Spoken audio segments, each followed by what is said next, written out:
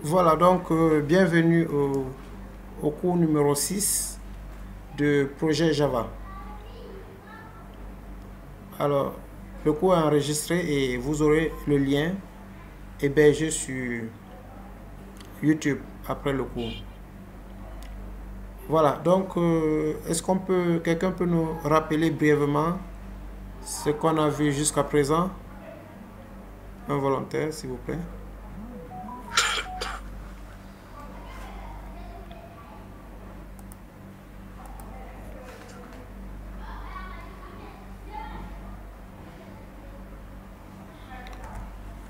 Alors sinon, très rapidement, en peut-être 10 minutes, je voudrais rappeler d'abord le principe. Le principe est de déposer en ligne un projet. Alors, le projet que vous devez déposer se trouve dans le site. Alors, Miage Formation que je vais ouvrir. Je ne sais pas si vous voyez mon écran. On le voit, on est dans l'exemple de code source à ajuster et à personnaliser. Non, je vais partager l'écran actuel. D'accord. Donc, l'écran actuel, c'est l'écran image, c'est-à-dire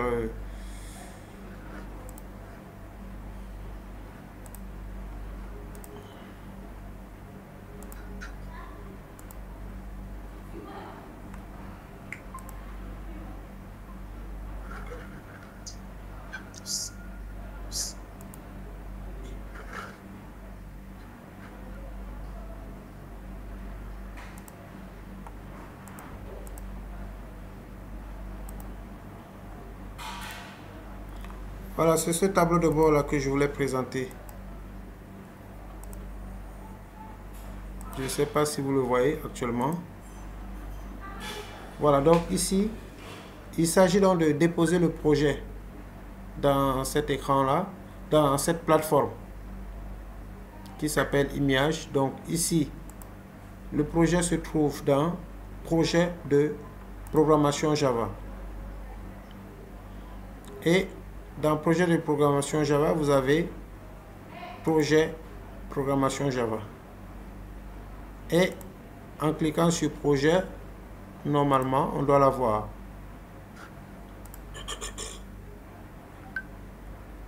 Voilà. Donc, je ne sais pas si vous voyez l'écran en ce moment. Oui, nous voyons l'écran. Voilà, donc il s'agit de ce projet-là. Voilà, je rappelle juste un peu vos ressources. Maintenant, ici, pour pouvoir le déposer, il y a un certain nombre de choses qu'il faudra savoir. Parmi lesquelles, l'analyse. Parce que on vous dit d'utiliser donc un outil. Il est demandé de joindre au projet l'analyse faite avec le langage UML. Voilà pourquoi on avait introduit le langage UML, et dans le projet on dit à l'aide du logiciel Poseidon. Mais comme nous n'avons pas pu être en possession de ce logiciel, je vous ai autorisé de prendre un logiciel quelconque.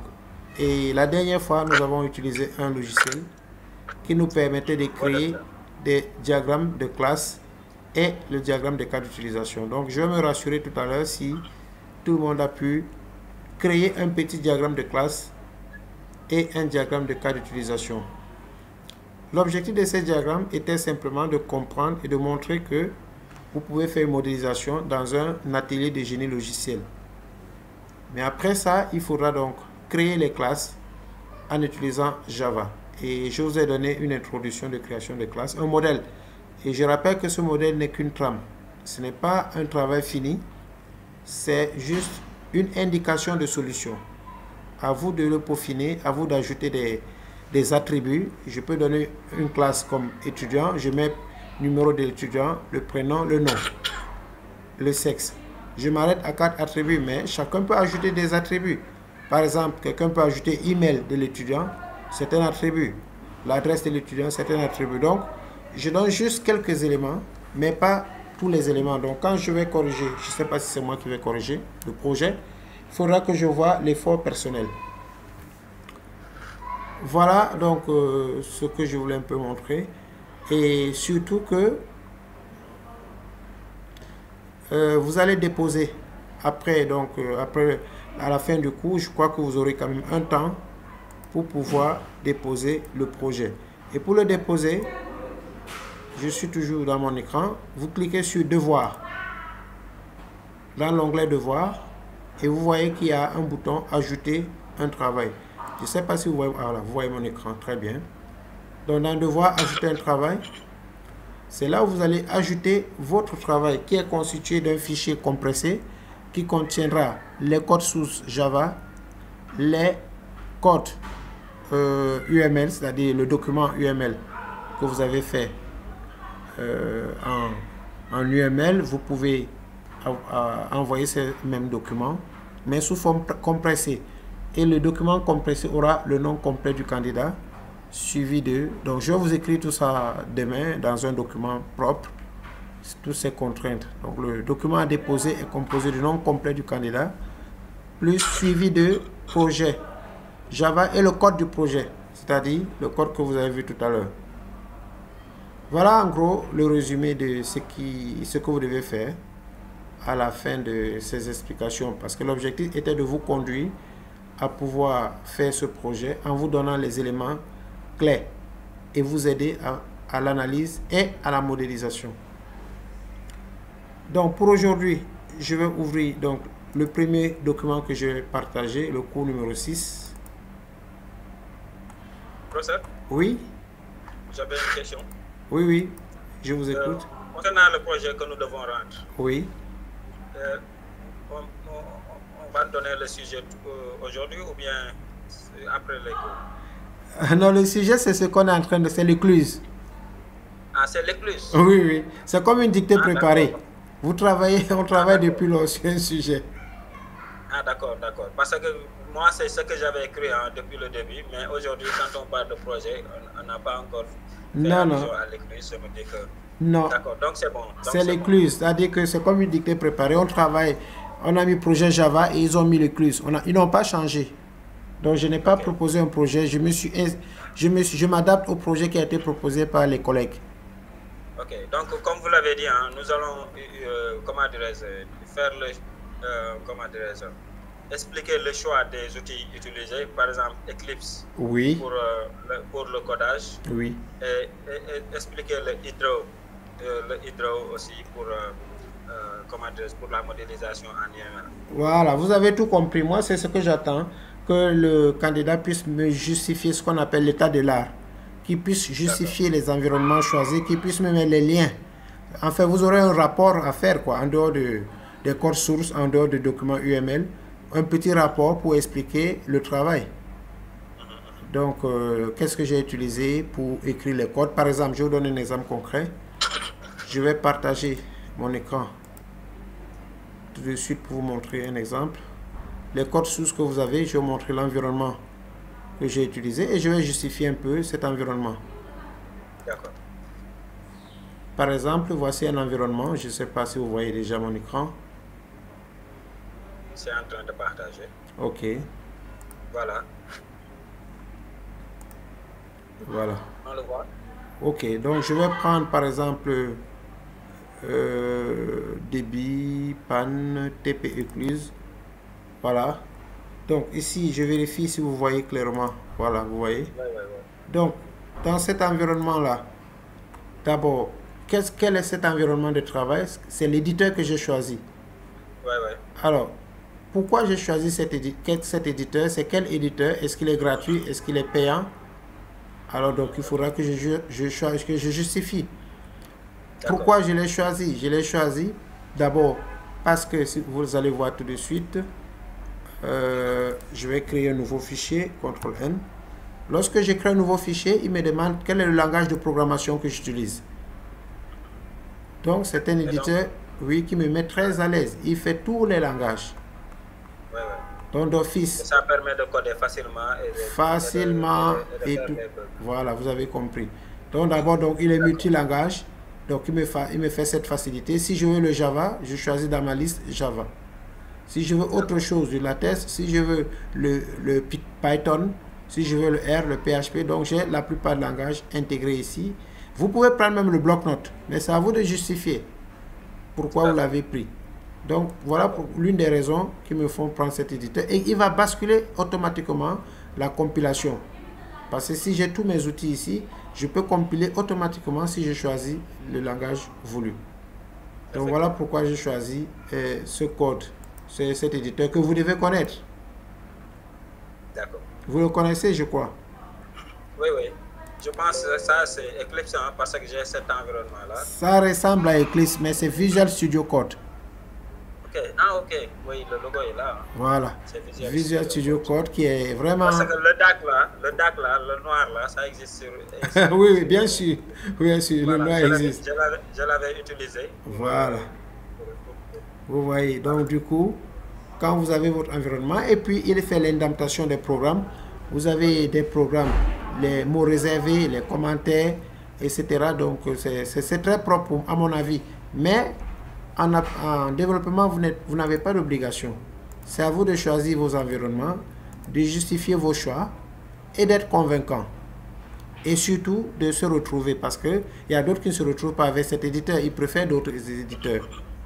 Donc voilà l'exemple de mon choix. Je donne le nom de l'éditeur. Oui. Tout début, quand vous avez présenté le projet, le premier cours ou le deuxième cours, moi je m'attendais à ce qu'on fasse bouger le bateau, c'est-à-dire qu'on manipule des objets, le bateau, pour qu'il passe sur les écluses, on ouvre les portes, etc., jusqu'à que le bateau arrive au bon port. Je m'attendais à qu'on utilise des bibliothèques. Oui. Je ne sais pas si vous me comprenez. Très bien. Bon, je vois qu'avec le codage, on fait une simulation de ça. Oui. Mais en réalité, ce n'est pas l'image que ça...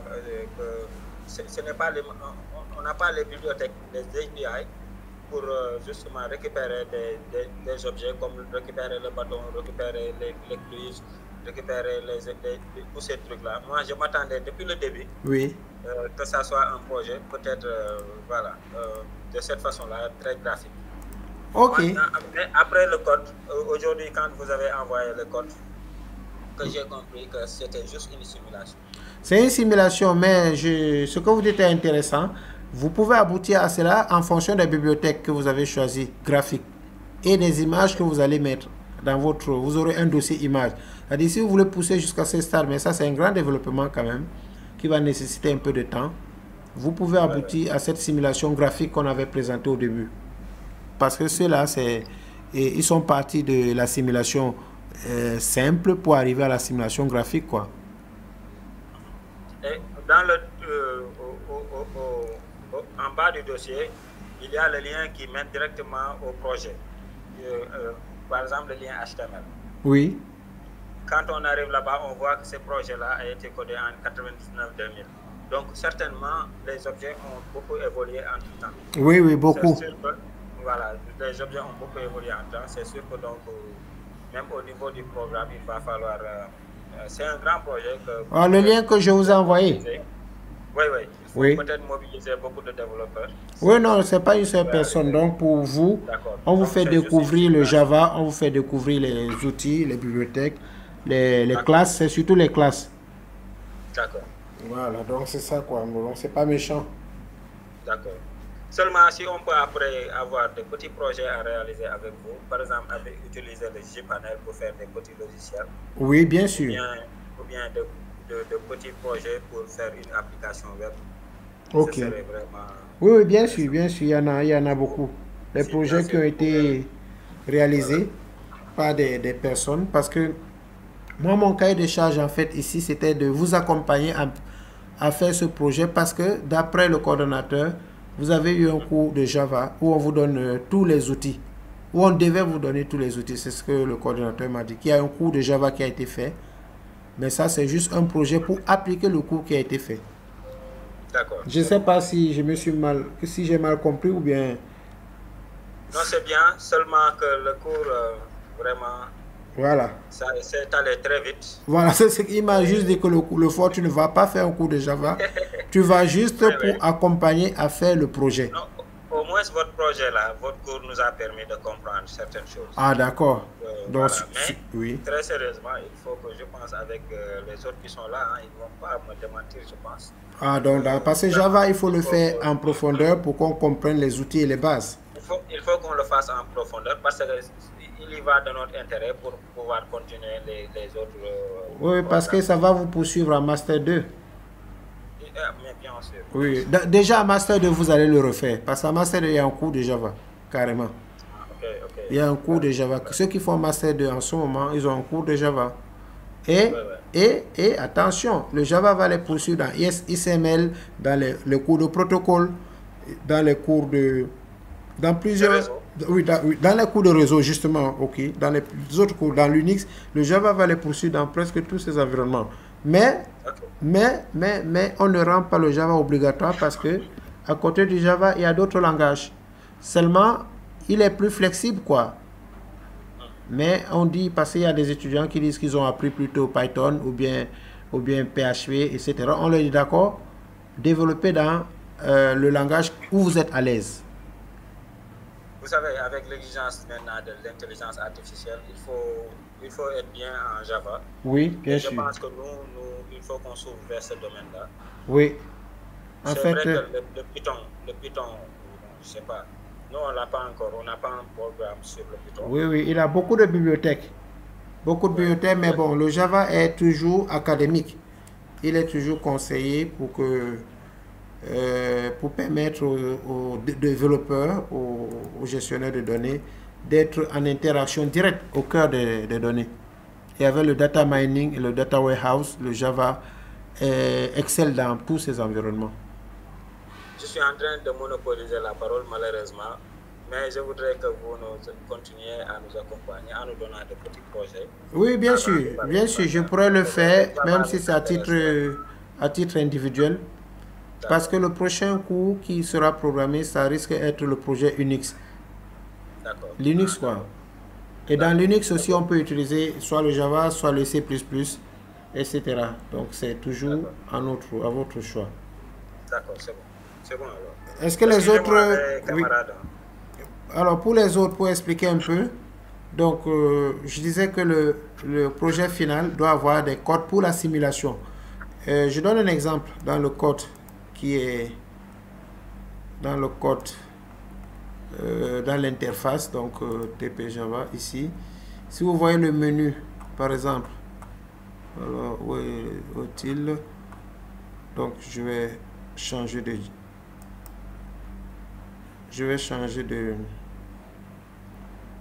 il y a beaucoup de choses que je n'ai pas compris, quoi, sur le code. Oui, c'est pour cela que je vais les passer en revue. On va essayer de les voir et de les analyser. Parce que si vous avez fait un peu Java, il y a des choses que vous allez facilement comprendre et d'autres, il faut prendre un peu de temps pour expliquer. Bon, donc là, je vais prendre l'interface, voilà. Alors, voyez l'interface, je ne sais pas si vous voyez ici, je vais agrandir. Ça, c'est la classe interface. Donc, il y a une boucle dans cette classe qui va présenter donc le menu. Le menu est composé, je ne sais pas si quelqu'un peut lire ce que vous voyez. Le menu de simulation. Le menu général ou bien? Oui, ce qui est affiché à l'écran. Le public void static, hein? Oui. Non. Descendez un peu là. Non, là où il y a le menu qui s'affiche. Menu de simulation. Oui. Ok. Ici, par exemple, il y a un boucle qu'on a ouvert. Oui. Pour dire system.out.println. Voilà, donc lisez juste le menu, le 1, 2, 3, 4. Ok. Donc le 1, ajouter un bateau. Je prends tout ou bien? Oui, non, 1, 2 et 3 et 4, oui. Juste le menu, quoi. D'accord. Le menu 1, c'est pour ajouter un bateau. Oui. Le menu 2, c'est ajuster le niveau de l'eau. Oui. Le 3, c'est arrêt d'urgence. Oui. et le quatrième, c'est pour quitter. Voilà. Donc ça, c'est un exemple. Comme je le disais, ça, c'est un exemple de, comme on l'a dit, on veut une simulation. Vous allez utiliser les outils. Donc, dans ce même projet, on peut faire niveau 1, niveau 2. Le niveau 1 du projet, c'est de pouvoir au moins avoir ce menu-là. Bon, c'est un menu qu'il faut ajuster. Hein, ça, c'est une proposition. Ajuster un bateau, tout le monde peut l'avoir. Ajuster le niveau de l'eau, on peut avoir un menu sécurité. Parce qu'il y a des choses qu'il faut, avant de les faire, il faut avoir une autorisation. Donc, là, la personne va cliquer et il aura un mot de passe pour pouvoir entrer dans ce menu. Vous voyez que je ne l'ai pas mis ici, donc j'ai laissé un peu d'originalité pour vous. Et enfin, le menu quitter. Donc, je vous l'ai dit, pour ce code, pour cette interface, on vous permet de faire la simulation, mais il y a d'autres éléments que vous pouvez ajouter à la fin et dans le menu. Donc, par exemple, case 1, j'ai mis logique pour ajouter un bateau. C'est-à-dire, le code source doit être ici et après, il y aura un break pour retourner au menu principal, etc., etc.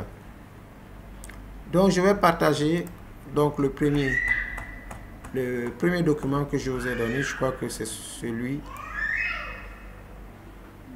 Voilà, c'est celui-là, hein, je pense. Non, non, non, c'est pas celui-ci. Le document que j'ai envoyé, c'était... Alors, ouvrir ce PC.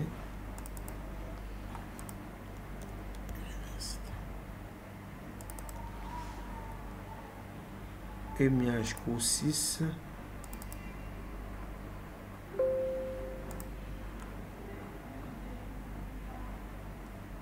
Voilà.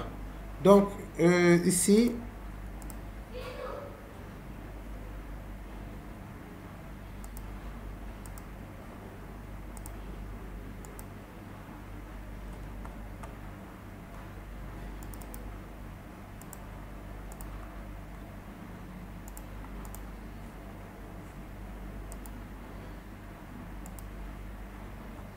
voilà, donc c'est celui-là que nous allons d'abord essayer de développer. Bon, ça, tout le monde l'a reçu. Le deuxième document, je n'ai pas encore envoyé. Donc, je l'envoie après le cours. Là, dans celui-ci, nous allons un peu le parcourir. C'est une proposition de solution à personnaliser. Je pense que ce n'est pas affiché à l'écran. Donc, il faut que je repartage parce que j'ai partagé juste une fenêtre.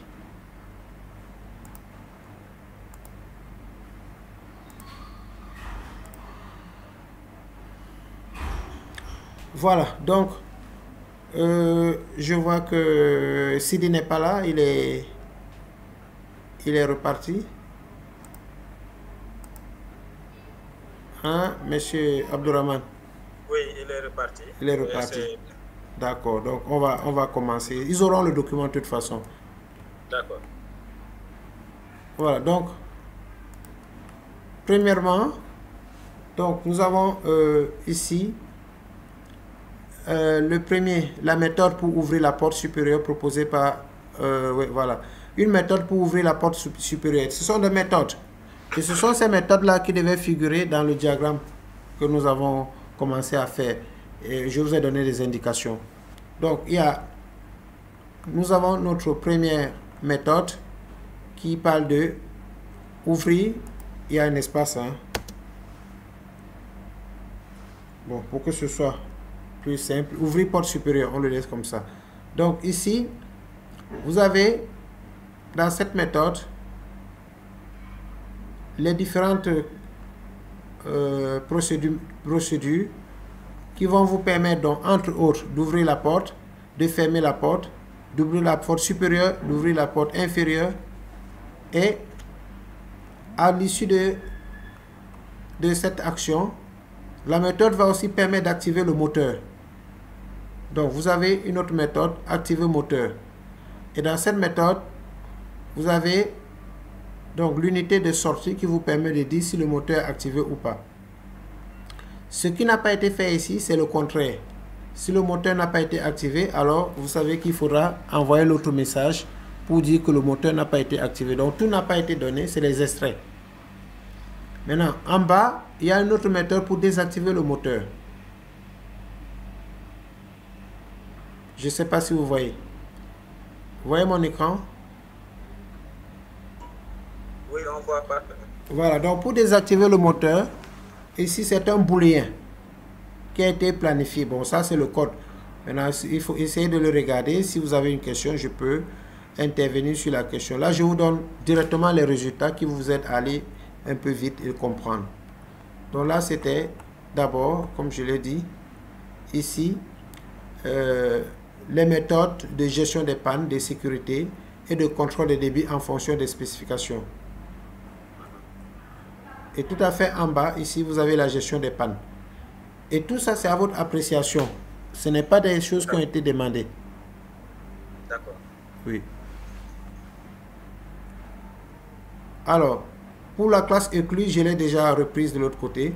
C'est une méthode pour fermer la porte supérieure en toute sécurité. Mais là aussi, justement, avant de fermer la porte, il est souhaitable que celui qui ferme la porte ait la clé. Et la clé, c'est le mot de passe. Je ne l'ai pas mis ici. Donc, une petite méthode qui va vous dire, qui va planifier l'entrée de mot de passe. C'est-à-dire, si la personne entre un code erroné, qu'il n'ait pas la possibilité d'ouvrir la porte. Vous voyez que si votre porte chez vous, la personne, si vous avez dupliqué une clé, celui qui n'a pas de clé ne doit pas pouvoir ouvrir la porte. Et là, il y a donc un objet spécial, une procédure spéciale qui est panne exception, qui va dire impossible de fermer la porte supérieure lorsque le moteur est actif. Maintenant, avant d'arriver à ce stade-là pour fermer la porte, il faut que vous ayez une autorisation préalable, ce qui est conseillé. Vous avez aussi une méthode pour régler le débit du moteur. Et cette méthode fonctionne exactement comme les autres. C'est une méthode publique qui fonctionne comme les autres. Donc, le débit, l'unité c'est un mètre cube par seconde. Vous avez une méthode pour régler le débit des portes. Il y a le débit du moteur, le débit des portes. Et pour les méthodes, donc, c'est le minimum. Mais ce n'est pas tout. Voilà pour la première page, le premier document de 4 pages que je vous ai envoyé. Le deuxième, je ne vous ai pas envoyé encore parce que je voulais qu'on l'étudie ensemble. Donc, je vous laisse la parole un peu pour voir. Et si vous aviez déjà l'éditeur que vous avez choisi, vous pouvez commencer à taper. S'il y a un problème d'ici demain, là, je peux intervenir. En fait, c'est ça mon rôle. Intervenir pour résoudre certains problèmes techniques qui se posent. Intervenir pour vous guider, à vous accompagner à mettre en place le projet. Et c'est ce projet Euclid qui est un projet qui n'est pas un projet spécial. Tout à fait. Ok. Merci, merci professeur. Oui. Je peux? Oui, bien sûr.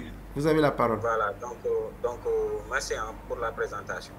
Ok. Moi, je me dis, quand je lis le code que vous avez envoyé, en fait, je me suis dit, il y a de la répétition, il y a beaucoup de répétitions.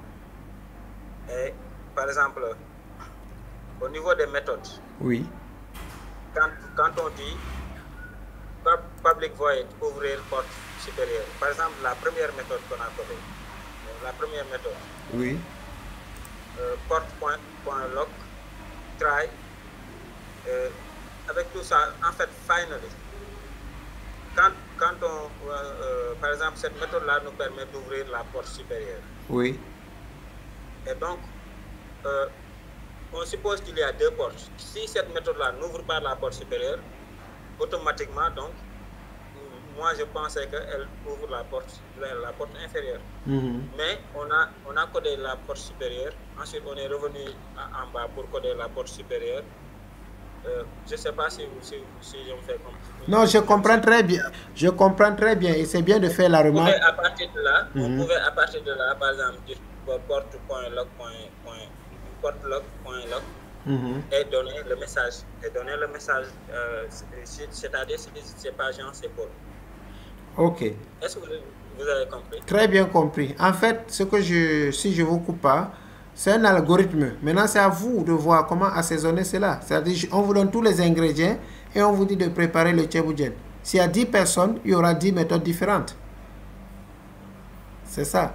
Maintenant, ici dans ce code, c'est à vous de le personnaliser. Comme je l'ai dit, c'est écrit dès le début ici.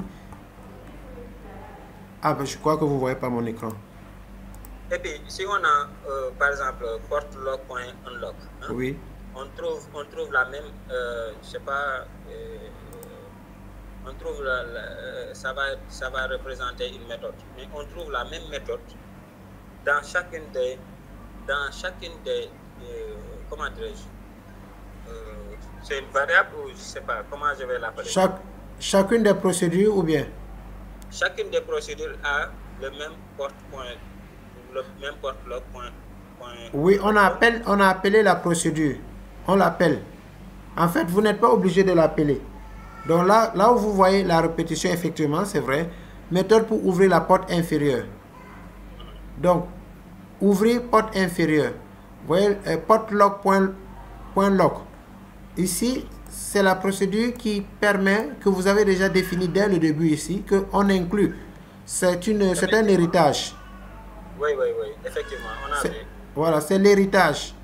Et comme vous le savez, c'est la transmission des propriétés des ascendants aux descendants.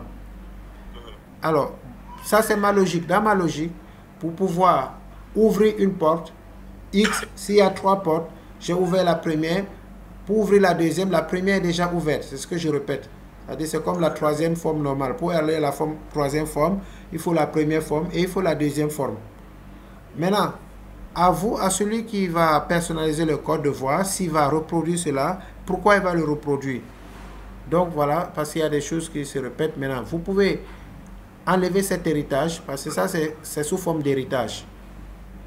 C'est que ce code-là hérite du premier code, parce qu'ils sont interliés.